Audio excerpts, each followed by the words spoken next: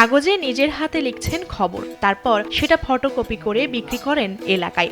সম্ভবত হাসান পারভেজ পৃথিবীর একমাত্র ব্যক্তি যিনি হাতে লিখে পত্রিকা প্রকাশ এবং বিক্রি করেন। এমন অভিনব একজন সংবাদকর্মীর খবর পেয়ে জনপ্রিয় ম্যাগাজিন অনুষ্ঠান ইত্যাদির নির্মাতা হানিফ সংকেত তাকে 2 লাখ টাকা অনুমোদন দেন। লেখাপড়ার সহায়তা করবে এবং প্রতিদিন পায়ে হেঁটে গ্রামের পর গ্রাম ঘুরে নানা ঘটনার তথ্য সংগ্রহ করেন হাসান। পরে তা সাদা কাগজে লিখে ফটোকপি করেন, নিজের হাতেই মলাট লাগিয়ে রোদে শুকিয়ে তৈরি করেন পত্রিকা। আর সেই পত্রিকা গ্রামে ঘুরে সামান্য অর্থের বিনিময়ে বিক্রি করেন তিনি। আবার যাদের কাছে পত্রিকা কেনার টাকা থাকে না তাদেরকেও ফ্রিতে দেন। একসময় আমার অবস্থা কিন্তু ভালো ছিল না। আমি ইটভাটায় কাজ করতাম, মাটির কাজ করতাম, দিনমজুরি কাজ করতাম। কাজের ভিত্তিতে আমার জীবিকা। যখন এই পত্রিকা বের করলাম তখন চিন্তা করলাম যে আমি এখন কি করবো, এখন যদি পত্রিকা নিয়ে বসে দিই তাতে আমার সংসার চলবে না। তো আমি 10 টাকা করে নেওয়া শুরু করলাম। তারপর যারা কিনতে পারছে না তাদেরকে ফিরিয়ে দিলাম, যাতে আমারও চলে, পাঠকও যাতে আমার বাসা। কাঁধে ব্যাগ নিয়ে নিজ হাতে লেখা পত্রিকা নিয়ে ছুটে বেড়ান হাসান পারভেজ। তারই সম্পাদিত পত্রিকা তিনি বিক্রি করেন গ্রামের নানা শ্রেণী পেশার মানুষের কাছে। আধুনিক ও প্রযুক্তি নির্ভর যুগেও পুরনো পদ্ধতিতে হাতের লেখা পত্রিকা বদলে দিয়েছে দরিদ্র হাসানের জীবনযাত্রার মান।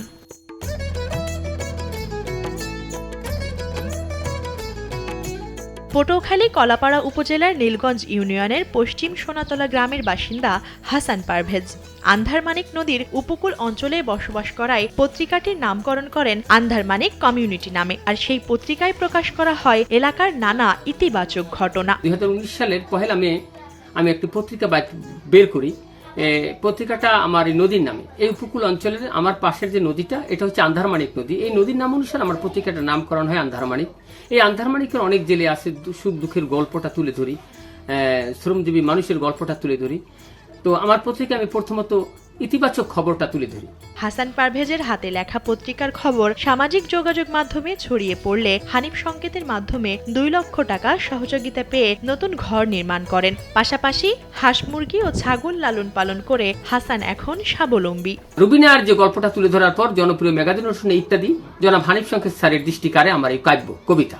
রুবিনাকে দেখতে যদি তোমরা সবাই চাও, তারপর হানিফ সংকেত স্যার আমাকে খুঁজে বের করে আমাকে ইত্যাদি 2021 সালের বাংলাদেশ নেভাল একাডেমিতে ইত্যাদি অনুষ্ঠান আমাকে দেখানো হয় এবং আমাকে 2 লক্ষ টাকা সহায়তা প্রদান করে। প্রথাগত গণমাধ্যম কর্মী না হয়েও হাসান যেই কাজটি করছেন তা একজন ব্যতিক্রমী গণমাধ্যম কর্মীর উদাহরণ। তার সম্পাদিত পত্রিকায় মানুষের দুঃখ কষ্টের কথাই বেশি তুলে ধরেন। হাসান পারভেজের পত্রিকার প্রতিবেদন পড়ে গ্রামের অনেকেই নতুন চাষ পশু পালন করে সফল হয়েছেন। এই ইত্যাদিতে আমাকে দেখানোর পর আমি সমাজের গরিব মানুষের ঘর করা, সমাজে ইতিমধ্যে আমরা 5টা মসজিদ নির্মাণ করেছি আমি। তো এই যখন আমাদের দেশের যারা প্রবাসে থাকেন, দেশের বাইরে থাকেন, তারা আমার এই লেখাগুলো পাঠিয়ে আসে ফেসবুকের মাধ্যমে। তখন তারা কোন সমাজে কি দরকার, কোন মহিলার কি দরকার, কার ঘর নাই, কার একটা গরু দিলে সে স্বাবলম্বী হবে, কাকে একটা ছাগল দিলে সে স্বাবলম্বী হবে, আমরা তাদেরকে সেটা দিই। পশ্চিম সোনাতলা গ্রামে পৌঁছায় না কোনো জাতীয় কিংবা স্থানীয় পত্রিকা, যে কারণে হাসান পারভেজ তার হাতে লেখা পত্রিকার মাধ্যমে বিভিন্ন খবর পৌঁছে দেন গ্রামের মানুষের কাছে। হাসান পারভেজের দাবি, তার এই হাতে লেখা পত্রিকার মাধ্যমে তিনি তার গ্রামের প্রতিটি অংশ আলোকিত করেছেন। আমি সমাজটাকে কিন্তু অনেকটা টেনে তুলছি এবং এই সমাজটা আলোকিত। আপনি যান পথে, যেখানে জিজ্ঞাসা করবেন সেখানে কিন্তু আলোর ছটা ফেলেছে। যার ঘর নেই তার ঘর হয়েছে। ঘর ছিল পলিথিনের, সেই ঘর হয়েছে টিনের। যার ঘর ছিল নারার, সেই ঘর হয়েছে টিনের চালার।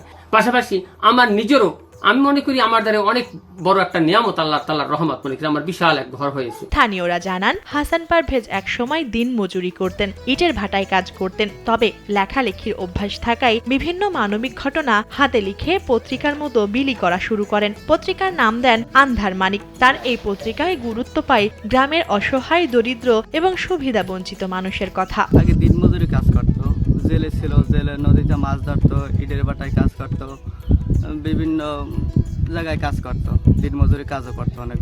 সে অনেকই নিম্ন লোক ছিল, গ্রামের মানুষ তাকে উপহাসও করতো, বিভিন্ন গান বাজনাও করতো এবং লেখালেখিও করতো। তার লেখার মধ্যে একটা আন্ধারমানিক পত্রিকা, সে অনেক গ্রামের অসহায় মানুষের জীবিকা কিরম কি উপার্জন হয় সেই বিষয়ে এই পত্রিকা তিনি তুলে ধরতেন। হাসান পারভেজকে একজন বিরল প্রতিভার মানুষ বলে দাবি করেন কলাপাড়া উপজেলা চেয়ারম্যান আব্দুল মোতালেব মোল্লা। হাসান একমাত্র ব্যক্তি যে হাতে পত্রিকা লিখছেন। তার এই প্রতিভাকে বেগবান করতে তাকে আর্থিক সহায়তা সহ অন্যান্য সহায়তা প্রদানে আশ্বাস দেন এই জনপ্রতিনিধি। হাসান একটা বিরল প্রতিভা, কোনো নিউজ পেপার হাতে লিখে প্রকাশ করে, এটা হাসানই বোধহয় বিশ্বের এই প্রথম। বাংলাদেশে একটা বিরল প্রতিভা হাসান বহু বছর আগ থেকেই তার হাতে লেখা নিউজ মানুষের কাছে নিজে পৌঁছে দিত এবং নিজে লিখত। এটা অত্যন্ত ব্যয়সাধ্য এবং ব্যয়বহুল এবং কষ্টসাধ্য। আমি চেষ্টা করব হাসানকে তার এই পেশা থেকে যেন সরে না যায় আর্থিক দুরবস্থার কারণে, তাকে আর্থিক সহায়তা দিয়ে এই নিউজ যে লেখে, আন্দারবাড়ির নিউজটা যে তিনি হাতে লিখে প্রকাশ করছেন, সেটা থাকুক একটা উদাহরণ হিসেবে আমরা হাসানকে এই পেশায় দেখতে চাই।